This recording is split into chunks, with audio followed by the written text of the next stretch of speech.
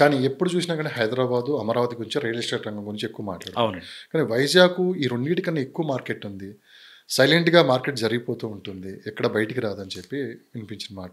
Ground లెవెల్‌లో మీరేం గమనించారు సార్? అది కరెక్టేనండి. వైజాగ్ ఏమవుతుందంటే మీరు గూగుల్‌లో గనక చూస్తే వైజాగ్ అది ఎలా ఉంటుంది, 2 కాళ్ళు ముడుచుకున్న తొండ ఎలా అయితే ఉంటుందో, అంటే పొడవుగా ఇలా ఉంటుందనమాట. తల ఇలా ఉండేసి తొండ ఇలా వస్తుంది. అలా ఉంటుంది వైజాగ్. అంటే 50% ఏమవుతుందంటే మీకంతా సముద్రం ఉంది. అవును. అంటే అన్ని సిటీల్లాగా వైజాగ్ అనేది ఎక్స్పాన్షన్‌కి ఛాన్స్ లేదు. లైక్ పూనా, హైదరాబాద్, బెంగుళూరు అన్ని డైరెక్షన్‌లు ఈస్ట్, వెస్ట్, నార్త్, సౌత్ అన్ని డైరెక్షన్‌లో డెవలప్ అవుతా ఉంటాయి.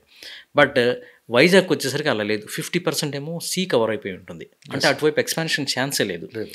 ఇంకోవైపు ఏమో నేను చెప్పాను చూసారా, giant sectors like steel plant కానీ, ఎన్టీపీసీ లేకపోతే బీహెచ్‌పీఎల్ ఇలాంటి పెద్ద పెద్ద ఇండస్ట్రీస్ ఏవైతే ఉన్నాయో అవి మీకు 20% ల్యాండ్స్ అవి ఆక్యుపేషన్ ఉన్నాయన్నమాట. సో ఇకపోతే మీరు వైజాగ్ మళ్ళీ గూగుల్‌లో గనక చూస్తే వైజాగ్ సిటీ సెంటర్‌లో మధ్యలో హిల్స్ ఉంటాయి. అవును సార్. 50% హిల్స్ ఉంటాయి. మీరు జస్ట్ గూగుల్ చూడండి. ఎంఈపీ కాలనీ ఇది మొత్తం తొట్లకండ కానీ, లేకపోతే కంబాలకొండ అని, ఋషికొండ అని, మళ్ళీ మీకు కైలాసగిరి అని, సింహాచలం అని ఇట్లా హిల్స్‌తో కవర్ అయి ఉంటుంది. అంటే అక్కడ ల్యాండ్ చాలా అంటే చాలా స్కేర్ సిటీ. అందుకని వైజాగ్ ల్యాండ్ అనేది ఎప్పుడూ డిమాండ్గానే ఉంటుందన్నమాట. అంటే అన్ని వైపులా ఛాన్స్ లేదు. మీరు చూడండి అక్కడ ఉన్న జనాభా కూడా 28 లక్షలు ఉన్నారు ఇప్పుడు. మీకు వైజాగ్ సిటీ వచ్చేసరికి 540 స్క్వేర్ కిలోమీటర్లు, వేరేజ్ హైదరాబాద్ 650, అదేమో 544. Almost more or equal to the Hyderabad అంత ఉన్నా కూడా జనాభా 28 ల్యాక్సే ఉంది. ఇప్పుడు పెరగబోతుంది. ఒకప్పుడు రాజధాని అని ప్రకటన రాకముందు అక్కడ జనాభా వచ్చేసరికి 18 ల్యాక్స్ ఉండేది. రాజధాని అని ప్రకటించిన తర్వాత నౌ యాడెడ్ అనమాట. ఆల్మోస్ట్ ఇప్పుడు 28 ల్యాక్స్ ఉంది.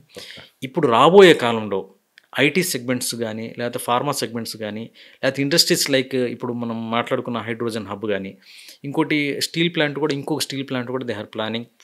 ఎన్ఎస్ఎల్ మెటల్ అనే సంస్థ నుంచి దానికి కూడా 1,10,000 కోట్ల రూపాయల వరకు ఇన్వెస్ట్మెంట్ రాబోతుంది.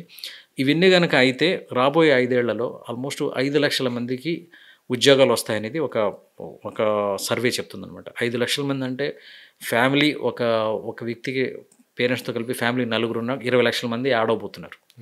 అంటే 28 లక్షల మందికి 20 లక్షల మంది యాడ్ అయితే, సరే 20 కాదు అనుకున్నట్టే జరగలేదు, 50% తీసేసినా కూడా 10 lakhs people they are adding to the Vizag. అంటే 28 ల్యాక్స్ పాపులేషన్ ఉన్న వైజాగ్ ఇప్పుడు ఎలా ఉంది, అలానే ఒక 50% ఆఫ్ ద పాపులేషన్ మళ్ళీ యాడ్ అయితే వైజాగ్ హౌ ఇట్ రిసెంబల్స్ ఇలా ఉందన్నమాట. అలానే ఇప్పుడు వస్తున్న భోగాపురం ఇంటర్నేషనల్ ఎయిర్పోర్ట్ కానీ, లేకపోతే ఈ విధంగా రోడ్డు కనెక్టివిటీస్ కానీ, లేకపోతే ఏమో ఇండస్ట్రియల్స్ కానీ ఇవన్నీ రావడం వల్ల వైజాగ్ భవిష్యత్తు అయితే రాబోయే కాలంలో అతి త్వరలో అద్భుతంగా ఉండబోతుందన్నమాట. సో భోగాపురం ఎయిర్పోర్ట్ గురించి మీరు చెప్పారు. ప్రెసెంట్ రియల్ ఎస్టేట్ రంగం కూడా అటువైపే చూస్తుంది. చాలామంది ఇన్వెస్ట్ చేయడానికి కూడా అటువైపే వస్తున్నారు. భోగాపురం ఎయిర్పోర్ట్ వరకు ఇన్వెస్ట్ చేయొచ్చు అంటున్నారు. సో ప్రజెంట్ భోగాపురం ఎయిర్పోర్ట్ చుట్టూ ఉన్న ల్యాండ్స్ ప్రైజెస్ ఎలా ఉన్నాయి? సో అక్కడ ఇన్వెస్ట్ చేస్తే మంచి అప్రిషియేషన్ ఎప్పుడు వస్తుంది? సో ఎవరెవరు అక్కడ ఇన్వెస్ట్ చేయొచ్చు? ఓకే. సో వైజాగ్లో ఏంటంటే భోగాపురం ఇంటర్నేషనల్ ఎయిర్పోర్ట్ అనేది ఒక 10 ఏళ్ల నుంచి ఉన్న అంశం అది. యాక్చువల్గా చంద్రబాబు నాయుడు గారు ఆ టైంలో ఉన్నప్పుడే చాలా వరకు అది ముందుకెళ్ళింది. దాని తర్వాత ముందుకు ఎప్పుడైతే వెళ్ళిందో అప్పుడే భోగాపురం మీద చాలా వెంచర్లు వేసేసి హడావుడి చేసేసి అమ్మటం జరిగింది. అంటే భోగాపురం కూడా ఎలా ఉందంటే రేట్లు ఆల్రెడీ పెరిగిపోయి ఉన్నాయి అక్కడ కూడా ఇప్పుడు ఇన్వెస్ట్ చేస్తే ఇప్పుడే ప్రతిఫలాలు రావాలంటే రావు. ఎందుకంటే ఆల్రెడీ పెరిగిన రేట్లతో కొనాల్సి వస్తుంది. ఇప్పుడు మన హైదరాబాద్ వచ్చేసరికి అలా లేదు. యాక్చువల్గా ఎప్పుడైతే ఫౌండేషన్ స్టోన్ వేసారో ఇమ్మీడియట్గా ఇది ఎయిర్పోర్ట్ కంప్లీట్ అయిపోయింది. ఇమ్మీడియట్గా లాజిస్టిక్స్ వచ్చినాయి, అన్నీ వచ్చేసినాయి.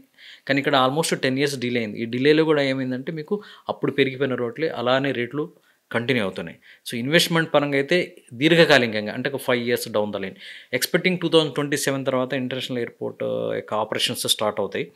సో మీకు దాని తర్వాత నుంచి మార్కెట్ కొంచెం పికప్ అవ్వడం స్టార్ట్ చేస్తుంది అనమాట. అలానే మీకు వైజాగ్లో మీకు ఎక్కువ ఆప్షన్స్ ఉండవు. 2 రోడ్లు. ఒకటి మీకు భోగాపురం రోడ్డు, అది కలకత్తా వెళ్తుంది ఆ హైవే. ఇంకోటి ఏమో అరకు వెళ్ళే రోడ్డు. అరకు వెళ్ళే రోడ్డు కూడా ఒక 40-50 కిలోమీటర్ల దారికే. దాని తర్వాత అంతా హిల్స్ స్టార్ట్ అవుతాయి. 50 కిలోమీటర్ తర్వాత హిల్స్ స్టార్ట్ అయినాయి అంటే మొత్తం అది గిరిజన ల్యాండ్స్ అనమాట. అక్కడ మనం కొనుక్కోలేము, రియల్ ఎస్టేట్ చేయలేము. వెరీ లిమిటెడ్ సోర్సెస్ అనమాట for to do the real estate. Otherwise Anakapalli, Sabbavaram ఇంక మన విజయవాడ వైపు అటువైపు వచ్చి చేసుకోవాల్సిందే. సో ల్యాండ్ చాలా స్కేర్సిటీ. 2 రోడ్లు, ఒకటి అరకు రోడ్డు. ఇది రియల్ ఎస్టేట్లో తక్కువ బడ్జెట్లో ఇన్వెస్ట్ చేయాలి, ఒక 20,000 రూపాయలు అంటే better go for the Araku రోడ్లో. మీకు ఎస్కోట దాకా వెంచర్స్ ఉన్నాయి. ఇప్పుడు అన్ని వెంచర్స్ వాళ్ళు కూడా అంత ముస్తాబు చేసుకుంటున్నారు. 6 ఏళ్ళుగా అక్కడ కూడా 6 ఇయర్స్గా మార్కెట్ లేదు యాక్చువల్గా. సో ఇప్పుడు ఈ 6 ఇయర్స్ కూడా కరెక్షన్ పీరియడ్ అయ్యే ఛాన్స్ ఉంది. 6 ఇయర్స్ క్రితం ఏ రేట్లు అయితే ఉన్నాయో ఇప్పుడు కూడా అవే రేట్లు ఉన్నాయి. ఇప్పుడు కొనుక్కుంటే మాత్రం ది బెస్ట్ అని చెప్పాల్సి ఉంటుంది.